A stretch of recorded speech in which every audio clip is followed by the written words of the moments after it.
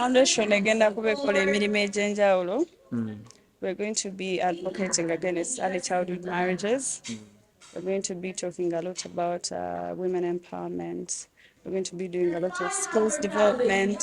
We're going to be doing a lot of collaborations and partnerships with different NGOs so that we can put a difference, mostly advocating for women's rights.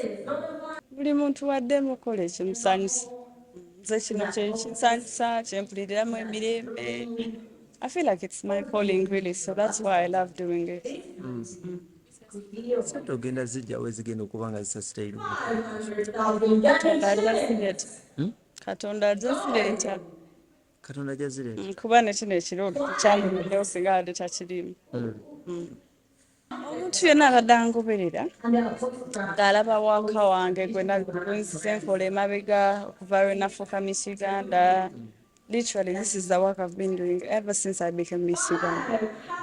Bw'obeera Miss Uganda ojja ne cause yo on the table. Kati nze Mukama bwe yanyamba ne nsinga Miss Uganda, I came with my cause. I presented it on the table. Miss Uganda Foundation, kino ne kino nze bye njagala okukola ki kubeera nga nkolako. But it's okay, we're going to support you to do that. When my reign came to an end, I still wanted to continue with my work. That is why Katinet was Hannah Karima. Because before my Miss Uganda, but I want to continue my work as Hannah Karima. So that is why I have launched the Hannah Karima Foundation officially, so that I can do all the work within my foundation. Oyo mwogedde ku ssomero okukola essomero. So essomero genda likola wa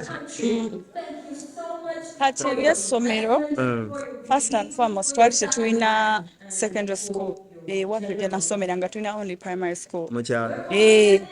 Kati bwe naddayo nga maze okusinga Miss Uganda and I was talking to parents kusomesa abaana biki most of them came up and they were like abaana tubasomesa ne bakuma mu P7 lwa nsonga tetulinawo secondary school. Naye nga bantu bagagga just ekibasumbuwa nti abamu tebaasoma bali a bit primitive. So we came up with a suggestion ne tutuula ne ba community members ne tufuna ettaka.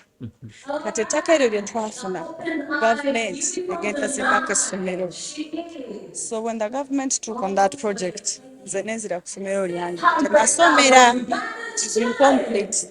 Kati tugenda bazimbira headquarters Katonda bana basoboseza ne tufuna akasente to defensing no defense. Kuba abaana abasinga batuluka ku ssomero ne bagenda, that's how they get pregnant. Some of them don't even come back.